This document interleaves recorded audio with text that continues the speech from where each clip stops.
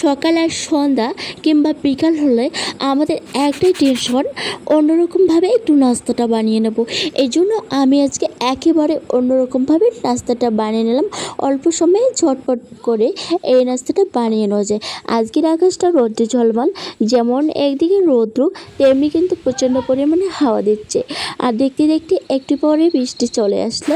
আর ঘরের মধ্যে আমি নাস্তাটা রেডি করতেছি। এই নাস্তাটা বানিয়ে নেওয়ার জন্য এক বাটি পরিমাণে ময়দা, এক বাটি পরিমাণে শুকনো চালের গুঁড়া, চিনি এক বাটি পরিমাণে, এলাচ লাগবে 3 থেকে 4টা। এলাচটাকে আমি 1 কাপ সুজির সঙ্গে পেস্ট করে নিয়েছি কুসুম গরম পানি দিয়ে। আর এখানে আমি বাদাম গুঁড়ো দিয়ে দিয়েছি এইটা স্বাদের জন্য। বাদাম গুঁড়োটা দিলে আমার কাছে ভীষণ ভালো লাগে খেতে। নুন দিয়ে দিয়েছি একটুখানি, এতে করে মিষ্টিটা ভালোভাবে বোঝা যাবে। এখন কুসুম গরম পানি দিয়ে আমি এই ব্যাটারটাকে গলিয়ে নেব।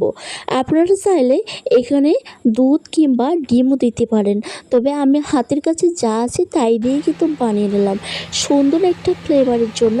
আরও আমি দিয়ে দিলাম এখানে কালো জিরে, হাতে কম সময়, এর জন্য এর মধ্যে আমি 1 চামচের 3 ভাগের 1 ভাগ দিয়েছি বেকিং সোডা। এই বেকিং সোডাটা দিলে অল্প সময়ের মধ্যে এই নাস্তাগুলো ভেজে নিলে একেবারে ফুলকো ফুলকো হয়ে উঠবে। আর কিন্তু আপনাদের হাতে যদি সময় থাকে তাহলে বেকিং সোডাটা ছাড়াও কিন্তু এই রেসিপিটা বানিয়ে নিতে পারেন। আমার হাতে কম সময়, তাই আমি বেকিং সোডাটা দিয়ে দিয়েছি। তবে বেকিং সোডাটা দেওয়ার কারণে দেখতে পাচ্ছেন একেবারে ফুলকো ফুলকো হয়ে উঠতেছে। তেলে দেওয়ার সঙ্গে সঙ্গে একেবারে সবগুলো ফুলে ফুলে একদম বলের মতো হয়ে গেছে।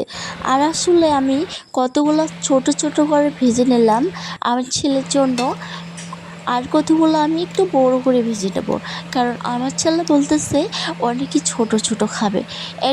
ওর জন্য আমি ছোট ছোট করে কয়েকটা ভেজে নিলাম। আসলে এগুলো কিন্তু বেশি বড় করে আজকে ভাজবো না, একেবারে মিনি সাইজের করে সবগুলো ভেজে নেব। এই জন্য এটাকে কেউ মিনি পিঠাও বলে, কারণ একেবারে ছোট ছোট করে এই পিঠাটাকে ভাজিয়ে নেওয়া যায়। কেউ এটাকে মিনি পিঠা অথবা তেল পিঠা বলেই চেনে। আমার কাছে এই পিঠার রেসিপিটা ভীষণ ভালো হয়, তবে একটু অন্যরকম। ভেতরটা দেখতে পাচ্ছেন কতটা নরম আর ওপরটা একেবারেই কতটা ক্রিস্পি। তো এই নাস্তাটা কেমন হয়েছে অবশ্যই কমেন্টে জানাবেন। ভালো লাগলে অবশ্যই বাড়িতে বানিয়ে নেবেন।